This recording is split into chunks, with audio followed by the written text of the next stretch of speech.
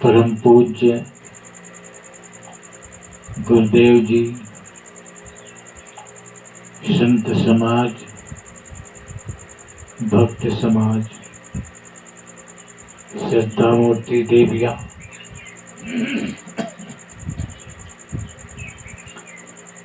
भक्तमयी माताएं, धर्म प्रेमी सज्जन, आज्ञा हुई कुछ निवेदन करने के लिए। आज्ञा पालनार्थ निवेदन प्रस्तुत है।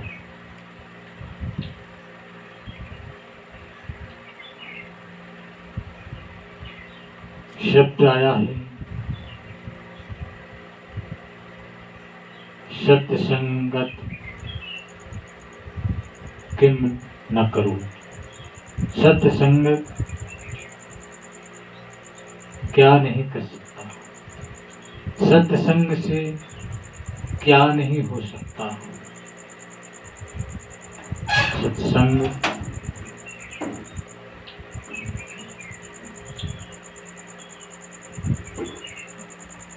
जैसी संगत होती है वैसा ही ज्ञान होता है और वैसी ही रहनी बनती है, वैसा ही भोग होता है।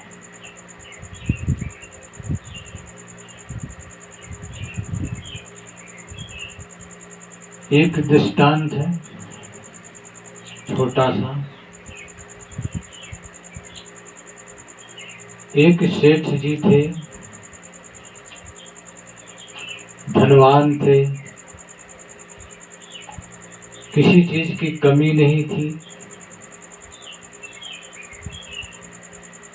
लेकिन कंजूस थे। ऐसा कंजूस कि भोजन भी किफायत से करते, जब तक कपड़ा फट न जाता दूसरा कपड़ा तक नहीं खरीदते। जो अपने शरीर के लिए, अपने देह के लिए कंजूसी करता है, वो दूसरों के प्रति कंजूसी क्यों नहीं करेगा। न कभी किसी धर्म स्थान पे जाते, न कहीं संतों का संग या सत्संग में जाते, ना कहीं पूजा अर्चना में जाते, ना कहीं। क्यों नहीं जाते? क्योंकि सोचते थे कि यदि मैं ऐसी जगहों पे जाऊंगा तो कहीं मुझे कुछ देना ना पड़े।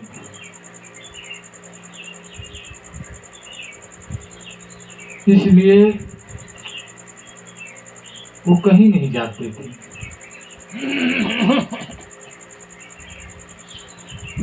दान देना तो जानता ही नहीं था, इतना धन का वो लोभ था।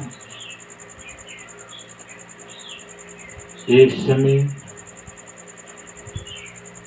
ऐसा समय आया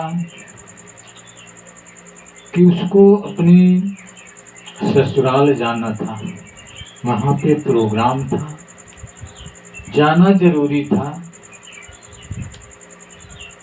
तो सेठ जी दोनों,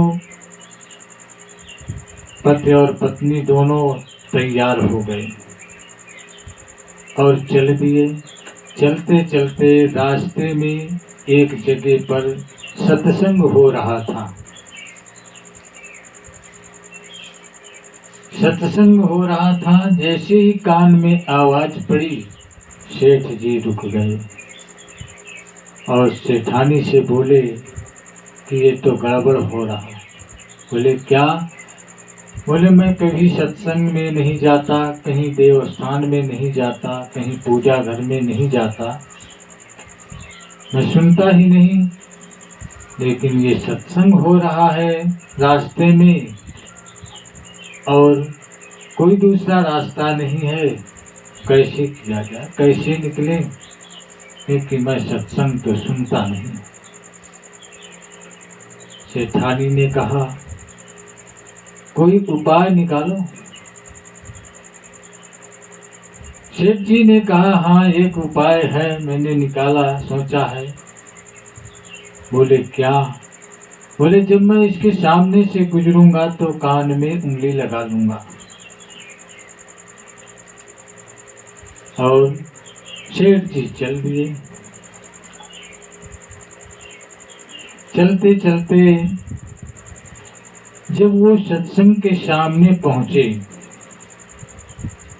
तो उन्होंने कान में उंगली लगा लिया और सोचे मैं जल्दी से निकल जाऊं।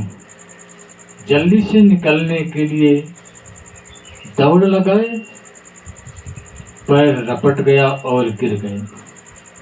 जैसे ही गिर गए कान से उंगली हटी और तुरंत फिर कान में उंगली लगाया। लेकिन जिस वक्त कान से उंगली हटी उस वक्त उसके कान में एक शब्द पड़ गया सत्संग का। वो शब्द था कि भूत के पैर पीछे होते हैं, भूत के पंजे पीछे को होते हैं। इतना शब्द उसके कान में पड़ा। सेठ जी गए, रिश्तेदारी वहां का प्रोग्राम हुआ और इसके बाद घर वापस आ गए। जो आदमी कंजूस होता है, धनवान होता है, कभी किसी के प्रति कुछ खर्च करना या शिष्टाचार नहीं जानता है, उसके प्रति ईर्ष्यालु लोग भी होते हैं। तो ऐसे ही वो सेठ जी थे और उनके भी ईर्ष्या करने वाले लोग थे। दो चार लोगों ने सोचा कि ये सेठ बड़ा कंजूस है और कभी किसी को एक बीवी तक नहीं पूछता, खुद नहीं खा सकता, दूसरों के क्या पूछेगा। इसका धन होते हुए ऐसा किया जाए, इसका धन लूट लिया जाए। चार व्यक्ति थे, उन्होंने सोचा कि धन लूटा जाए, कैसे लूटा जाए, ऐसा कुछ उपाय किया जाए कि सांप भी मर जाए, लाठी भी न टूटे, धन भी मिल जाए और कोई किसी प्रकार का मार कूट ना हो, झगड़ा ना हो। तो उन्होंने विचार बनाया कि हाँ एक बात है, सेठ लोग भूतों से बहुत डरते हैं, तो ऐसा किया जाए कि भूत का वेश बना करके इसके घर में कूद पड़े। जैसे ये भूत का वेश में हमको देखेंगे, सेठ और सेठानी घर से बाहर हो जाएंगे, धन लूट लेंगे। ऐसा ही विचार बना करके चारों लोगों ने अपना वेश भूत का बनाया और रात्रि में जाकर के आंगन में कूद गए। सेठ जी बाहर सोए हुए थे, सेठानी घर में थी। जैसे ही वहां आंगन में कूदे, आवाज हुई, सेठानी जगी तो देखा कि भूत आ गए। तुरंत बाहर आई और सेठ जी को जगाया। सेठ जी देखो घर में भूत आ गए। सेठ जी जगे और सोचने लगे कि घर में भूत आ गए हैं। मैंने सत्संग में एक शब्द सुना था कि भूत के पंजे पीछे को होते हैं, तो जरा देखते हैं कि ये भूत है या चोर है। सेठ जी तुरंत लाठी उठाया, टार्च लिया और जैसे ही जाकर के आंगन में पहुंचे और टार्च उनके पैरों में मारा तो वो चोर भाग चले। भाग गए, सेठ जी का धन बच गया। सेठ जी सोचे कि ये तो सत्संग का ही प्रभाव था जो कि आज मेरा धन लूटने से बचा। सेठ जी उसी दिन से बदल गए और सत्संग में जाने लगे, दान भी देने लगे। ये सत्संग का प्रभाव होता है कि सत्संग क्या नहीं कर सकता। सत्संग बुरे को भला बना देता है। जो सत्संग में जाता है रहनी सुधर जाती है, कर्म सुधर जाते हैं, उसका मन भी साफ हो जाता है, निर्मल हो जाता है। कहा है सत्संगत गहरा सागर, ज्ञानी बहता नीर, पीवत मन उज्जवल करे, निर्मल होत शरीर। ऐसा ये सत्संग गहरा समुंदर है, ऐसा सागर है कि जितने जितना भी डुबकी लगावे उतने ही हीरे मोती मिलते हैं, उतना ही ज्ञान बढ़ता है, उतना ही मन निर्मल होता है, उतना ही शरीर स्वच्छ होता है, उतने ही अंदर के दुर्गुण दूर होते हैं। लेकिन जैसी ही संगत होगी वैसा ही होगा। सत्य संगत में ही ऐसा होता है, बुरी संगत में नहीं। इसलिए कबीर साहब ने कहा है, संगत कीजे साधु की, हरे और की ब्याद, ओछी संगत कूर की, आठों पहर पार। संगत सत्संग सज्जनों का ही करना चाहिए, जिससे कि अनेकों प्रकार की व्याधियां हर जाती हैं, दुर्गुण दूर हो जाते हैं, और यहाँ तक नहीं कि दूसरों के भी दुर्गुणों को दूर करने की क्षमता आ जाती है, दूसरों को भी सही मार्ग पर लाने की क्षमता आ जाती है। ऐसा ये सत्संगत होता है। जैसे कि उस सेठ जी ने संगत पा करके, सत्संग का एक शब्द सुन करके, और उसका धन बच गया, उसके बदलाव हो गया, रहनी सुधर गई, कर्म सुधर गए, कंजूसी उसकी खत्म हो गई। ऐसे ही जो सत्संग में जाते हैं और संतों के वचनों को सुनते हैं, संतों की वाणियों को सुनते हैं, उनका भी शरीर निर्मल होता है, मन निर्मल हो जाता है, और वो अपने मार्ग में, सही मार्ग पर चलने लगते हैं। जीवन उनका सफल हो जाता है, मानव जीवन पाने का जो लक्ष्य है वो पूरा हो जाता है। सत्संग क्या नहीं कर सकता। संगत कीजे साधु की, हरे और की, ओछी संगत कूर की, आठों पहर पार। यदि कूर की संगत करोगे, दुष्टों की संगत करेंगे, तो वैसे ही उसका परिणाम पड़ेगा और दुष्टता आएगी, जीवन बेकार होगा, धन बेकार होगा, सब कुछ बेकार हो जाता है।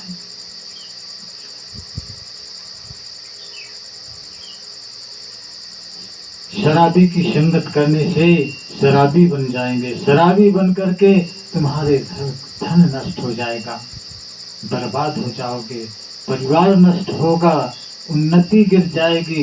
इसलिए दुष्टों की संगत नहीं करनी चाहिए।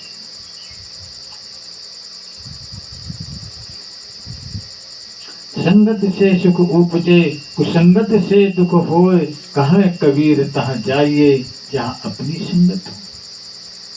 सत्संग से, अच्छी संगत से सुख होता है, सुख मिलता है, दरिद्रता दूर होती है। इसलिए साहब कहते हैं संगत से सुख हो। यदि कुसंगत में पड़ गए तो सारा जीवन दुखों से भरा रहता है, सारा जीवन उसके घर में क्लेश, कलह बनी रहती है, माया धन का विनाश होता है। इसलिए दुष्टों की संगत नहीं करिए, कुसंगत नहीं करना चाहिए।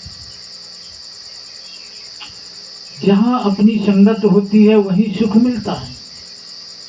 शराबी का सुख शराबी के ही संगत से मिलेगा, जुआड़ी का सुख जुआड़ी के ही संगत से मिलेगा। और सज्जन का सुख सज्जन के पास जाने से मिलेगा। यदि सज्जन पुरुष किसी दुष्ट के पास जाए तो क्या उसे सुख मिलेगा? साहूकार सज्जन किसी चोर की संगत कर ले तो उसे सुख मिलेगा? चोरी भी नहीं कर सकता, घबराहट होगी और दुखी रहेगा। इसलिए साहब का कहना है कि अच्छे पुरुषों की संगत करें, सत्संगों में जाएं, संतों की वाणियों को सुने। संत ही चेतन परमात्मा का रूप होते हैं। संत ही वो है जो तुम्हारे अंदर के दुर्गुणों को दूर कर सकते हैं। शकलो दुर्मत दूर कर अच्छा जन्म बनाओ, काग गवन गत छोड़ के हंस गम। ये संतों की वाणी कहते हैं शकलो दुर्मत दूर कर। अगर जीवन को सफल बनाना है, मानव जीवन का जो लक्ष्य है उसको पूरा करना है, तो इस साहब के मंत्रों को जरूर अपने में उतारना है कि शकलो दुर्मत दूर कर। तुम्हारे बुद्धि में, तुम्हारे मन में जितने भी दुर्गुण हैं सबको दूर करो, पूरे शरीर के दुर्गुणों को दूर करो। शकलो दुर्मत, अच्छा जन्म बना। जीवन तो बढ़िया मिला है, मानव जीवन मिला है, लेकिन तेरा जन्म अगर खराब है तो उसको अच्छा बना। अपने जन्म को तो अच्छा बना। ऐसा सुंदर जीवन पा करके, मानव तन पा करके, और इस जीवन को दुर्गुणों से भरेगा, कुसंगत से भरेगा तो क्या होगा? इसलिए तो अच्छा जन्म बना, अच्छे जीवन अच्छा है, जन्म भी अच्छा हुआ है, इस जन्म में दुर्गुण ना आने पाए। स्वच्छ जीवन, कितने तपों के बाद ये जीवन मिला है और फिर भी इसको तू दुर्गुणों से भर करके इस अमरता के जीवन को बर्बाद कर रहा है। ऐसा मत कर। संतों की वाणियों को सुनना चाहिए, ऐसा नहीं होना चाहिए। काग गमन गत छोड़कर हंस गम। कौवे की गति को, कौवे की चाल को नहीं, उसको छोड़ दो। कौवे क्या होते हैं? कौवे की गति क्या होती है? जहाँ चार लोग होते हैं वहीं काँव काँव करता है, और खाने में मेवा रखा हो तो मेवा नहीं, गंदगी खाता है। ऐसे कौवे की चाल को छोड़ करके हंस की चाल को, हंस के गति को पकड़ो, हंस की प्रगति को। हंस क्या करता है? हंस सदैव शीतल होता है, शांत होता है, और नीर क्षीर दूध पानी को अलग करने के बाद दूध को ग्रहण करता है, पानी को छोड़ देता है। ऐसे ही मनुष्य को होना चाहिए। कहीं संगत दुर्गुणों की बढ़ जाए तो दुर्गुणों को कभी ग्रहण नहीं करना चाहिए, अच्छे गुणों को ग्रहण करो। ये हंस की गति है। अपने जीवन को अच्छा बना लो। बार बार ये जीवन मिलने वाला नहीं है, इसलिए ऐसे मौके को मत खोए।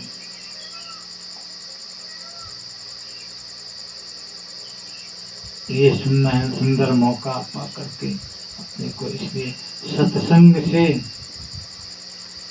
जीवन सुधर जाता है और दुर्गुणों से सद्गुणों में वृत्ति बदल जाती है, स्वभाव बदल जाता है। समाज में जो स्वभाव बदलेगा, वृत्ति बदलेगी, समाज में सम्मान मिलता है और संसार में पूजा होती है।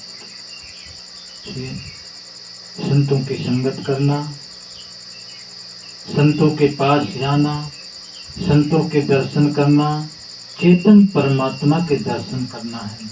संत ही ऐसे होते हैं जो चेतन परमात्मा है।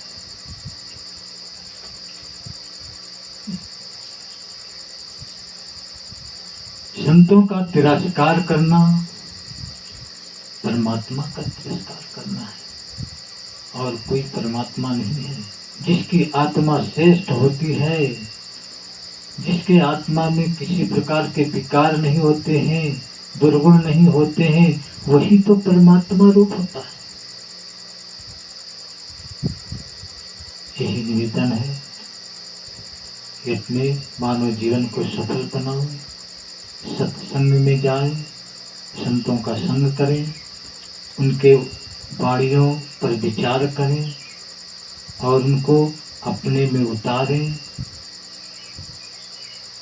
रहनी में उतारें, तो जीवन सफल हो जाएगा। इन्हीं शब्दों के साथ वाणी का विराम। साहेब बंदगी, साहेब बंदगी, साहेब बंदगी। सतगुरु कबीर साहेब की जय।